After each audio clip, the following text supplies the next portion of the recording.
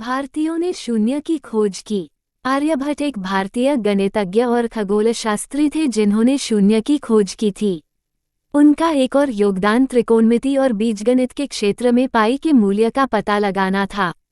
उनके कार्यों के संकलन को आर्यभट्टीय कहा जाता है। उन्होंने सबसे पहले पद के लिए खा शब्द का प्रयोग किया और बाद में इसका प्रयोग शून्य के लिए भी किया जाने लगा। पहले की पांडुलिपियों से पता चलता है कि शून्य को दर्शाने के लिए एक बिंदु का भी उपयोग किया गया है। 2. भारत में विश्व का सबसे पुराना औपचारिक विश्वविद्यालय है। तक्षशिला विश्वविद्यालय दुनिया का सबसे पुराना औपचारिक विश्वविद्यालय आधुनिक भारत में स्थित है। यहाँ दुनिया भर से छात्र पढ़ने आते थे। तक्षशिला का हिंदू संस्कृति और संस्कृत भाषा पर बहुत प्रभाव है।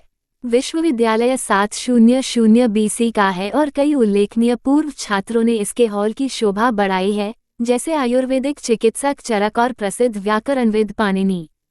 इस विश्वविद्यालय में जो प्रारंभिक शिक्षा पढ़ाई जाती थी वो वैदिक ग्रंथ और धर्मग्रंथ थे।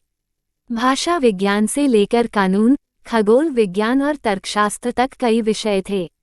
धार्मिक और धर्मनिरपेक्ष विषय पढ़ाए जाते थे, लेकिन विश्वविद्यालय विशेष रूप से चिकित्सा के लिए प्रसिद्ध था। 3. प्लास्टिक सर्जरी के पायनियर्स भारतीय वे थे जिन्होंने प्लास्टिक सर्जरी का आविष्कार किया था। सुश्रुत को शल्य चिकित्सा का जनक माना जाता है। उन्होंने सुश्रुत समिति लिखी, चिकित्सा पर सबसे महत्वपूर्ण जीवित अध्ययनों में से एक।